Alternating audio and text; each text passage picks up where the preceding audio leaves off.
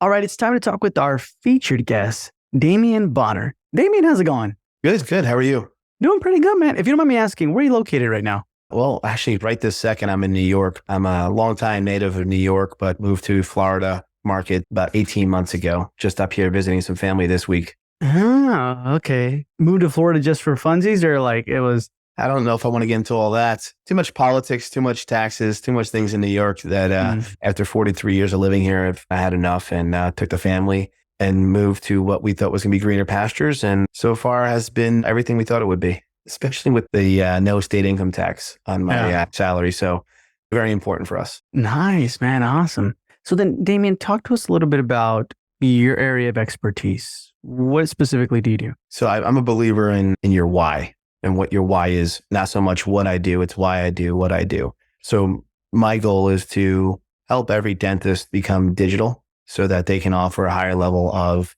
patient care and patient satisfaction for their patients. So what does that mean that I actually do? I sell digital technology in the dental space. I've been doing so since 2008. What type of digital technology do you sell? In 2008, I started with Patterson Dental as a CEREC specialist. So in-office manufacturing, CAD-CAM systems, digital technology. Back in the day, CEREC was one of the only players, if not the only player in the marketplace when I first started. Today, that's obviously grown to many other technologies that offer digital scanning, intraorally, 3D cone beam technology, practice management software, CAD software, in-office manufacturing. And now the big thing is 3D printing. I went from being a specific CEREC specialist to now selling all the products I just mentioned. Yeah. Man, that's really good. So then how did you get into this? By accident. I was in the mortgage industry back in the early 2000s. So if you ever seen the movie, The Big, now I can't remember the name what the movie was, but it was a movie about the mortgage industry and subprime lending. I was right in the middle of that. Noticed things pretty early on that I was making way too much money for doing way too little work and something wasn't right. Lo and behold, the market crashed and I went from a decent salary and commission to making $25,000 a year. And I didn't want to go back to that part of my life where it was very based on the market. I wanted to do something that I felt was going to change people's lives for the better. And I think everybody needs dentistry in their lives, or at least they should. And I had a friend who worked for Align Technology and said, hey, there's this product called CEREC and there's an opening. I think you should apply for it. So sort of how I got into it. I had no idea what I was doing or how I got into it, but haven't looked back one day. Man. So rewind a little bit. Talk to me about how you felt when you were at that 25K. Oh man, stuff is racking up as far as like bills and stuff like that. Yeah, it's very demoralizing, hard on relationships, having to borrow money from my then girlfriend, now wife, to make ends meet. But she stuck with me through everything, realizing that when you're at the highs, there's absolute highs and then there's the absolute lows. And I was definitely in a low. And while starting in dentistry at $25,000 a year and slowly building my gradual climb to a normal lifestyle was a slow and steady pace. But again, I haven't looked back since. My mentor once told me that you can be up here and down here and up down here and never have a steady aspect of life, but you can maintain the course and just gradually increase what you do. And that's where I'm at today. And that's how I try to live life, is not go for the gusto and take life gradually and build upon that every day. I like that, man. That's really, really good. Really smart. So then the selling part of the digital technology, do you feel like now there's less selling to do and more people are reaching out and like, hey, we need this, but there's more options?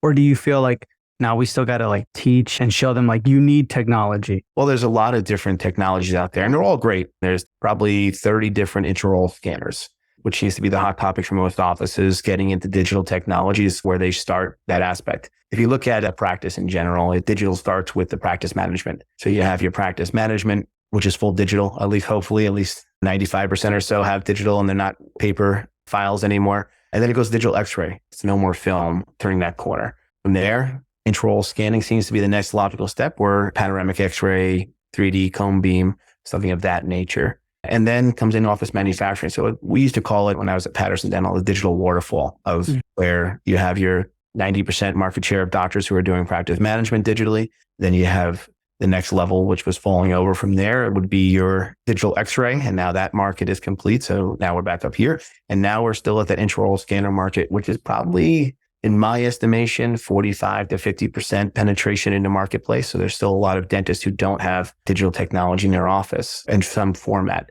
We're starting to see that it's going to start shooting a lot higher, a lot more people adding the technology to their practice quicker, but adding the right technology is the important aspect. And that's sort of where I come in. Again, when I worked for Patterson, I was selling one product. We were selling CEREC, and it was pretty much the only product available at the time. And it was $120,000 for a full system setup. Not something a lot of people wanted to partake in or invest in. As time has gone on, there's been intraoral scanners and some people who don't want to do in-office manufacturing, so they send the files off to a laboratory digitally. The market was dictating that people didn't want to pay extra fees or high prices for these items. And so we at CAD-Ray discovered Medit early on. Medit is an intraoral scanner that has no fees involved with it. Price point when we first started selling was at $18,000. So a price point that was unmatched in the industry for the most part without additional fees. That sort of broke down that barrier for a lot of people to start looking seriously at digital technology. And today we're the number one dealer of Medit in the world. We also have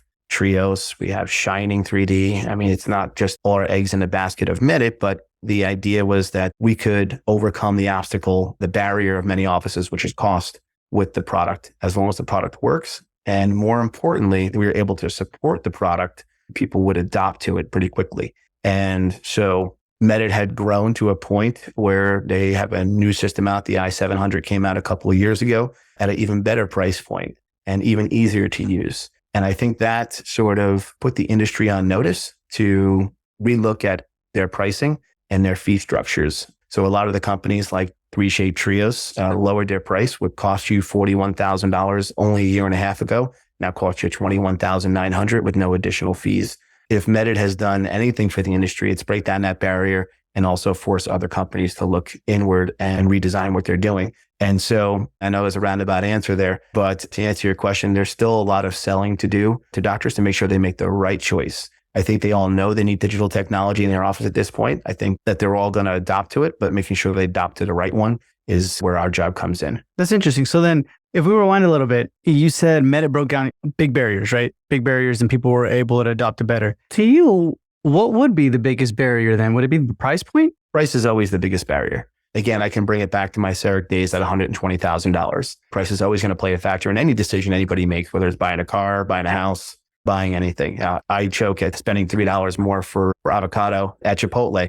So price is an important factor for most people. But once you break that price barrier down, I feel it becomes about a mental state of, can I do this? Is it easy to use? And then it comes to, will I be supported? So not just for the sale, but after the sale and beyond the sale. And that's where we at CAD-Ray sort of take over. To give you a little background on CAD-Ray, if I can for a second, we're a distribution company now since 2018. Again, Medit was our first product, but prior to that, CAD-Ray was started by our CEO and clinical advisor, Dr. Armin Mazarin from Los Angeles. He's one of the founders of CERECDoctors.com, which is now part of Spear Education. When he sold his aspect of that CERECDoctors.com, he still wanted to maintain educating doctors and bring in technology to these doctors to show them what helps him in his practice and educate others, spread his love for technology, his geekiness for the digital technology aspect. But one thing he always maintained was CAD-Ray. CAD-Ray was a digital implant planning company. So back when cone beams were $200,000 and more,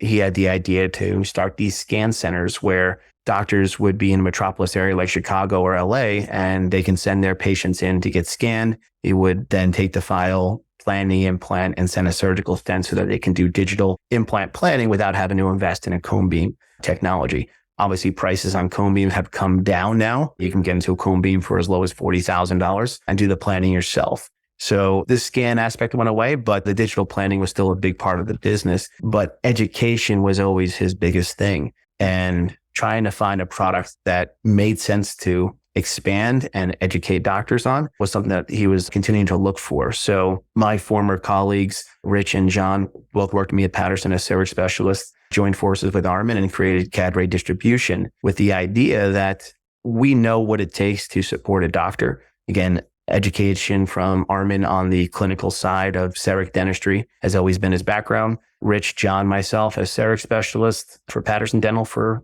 over 12 years. We know what it takes to support a doctor to make them successful. And we sort of felt that was where other companies fail. Anybody can sell the product, but supporting the product is the most important aspect. So when we started this venture, it was about the customer first, not about us, not about the product.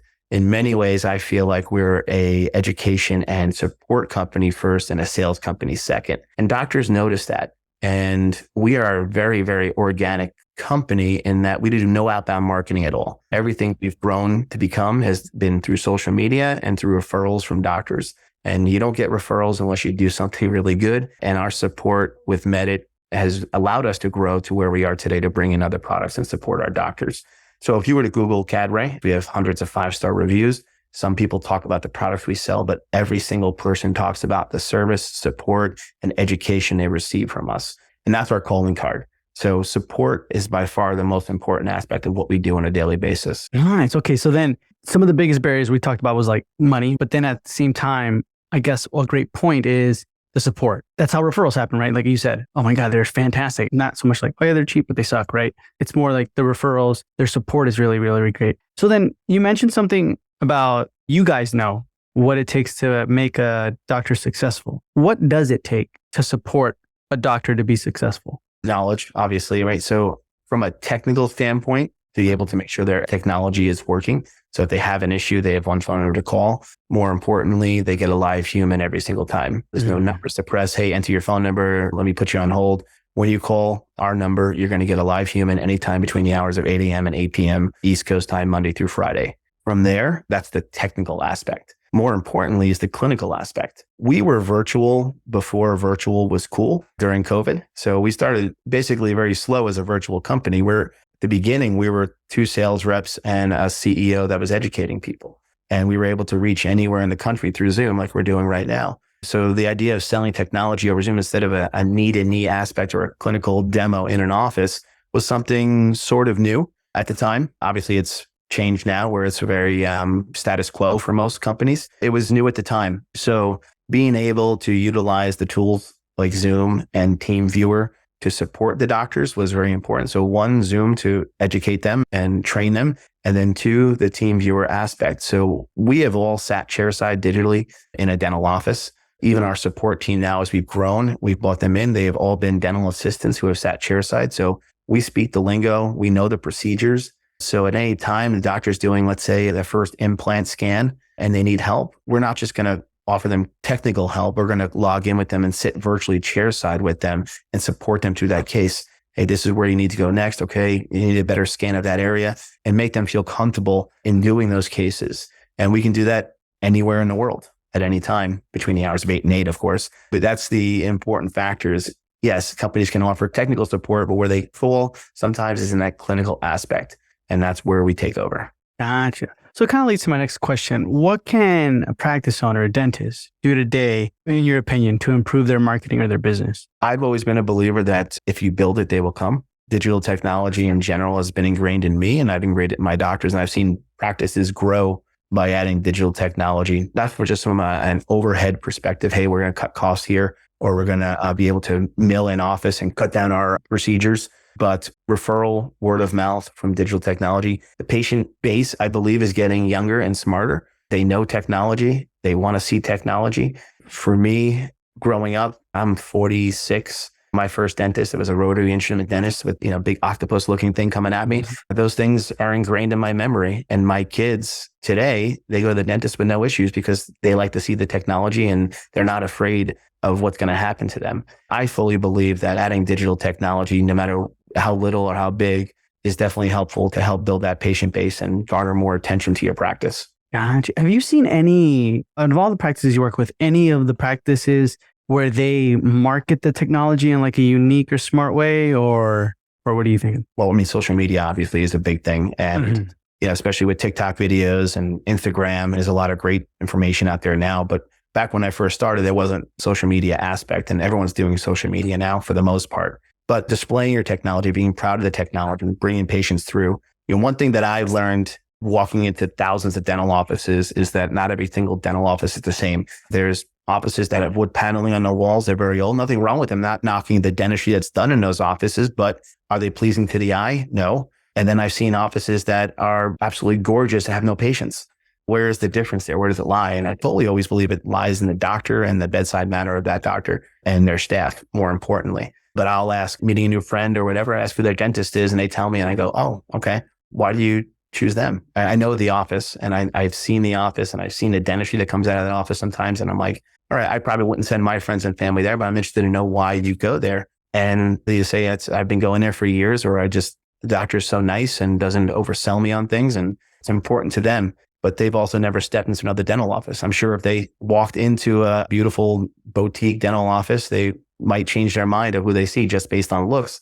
Doesn't necessarily mean they're pumping out great dentistry. But displaying the technology and getting people to know that technology exists through marketing on digital social media, not so much paid ads. Again, personally speaking, from my point of view, I think Facebook ads and social media ads are a waste of money. I think there's a lot of clickbait and a lot of farmers out there that just take your money, and people that you want to see it really aren't seeing it as you think they are. But just through organic social posts and shares. I always love the viral videos. But to go back to your original question, yeah, just marketing technology, putting it on display. If you have a 3D printer, it's really cool technology. Why not put it where patients can see it and see what's happening? Or the milling unit in the office, putting it somewhere on display behind a glass case so patients can see their tooth being made. They'll take their phone out, they'll go right up to it, they'll take a video, put it on their social media, and then share it to their friends and family. It's a really cool experience when you see that happen.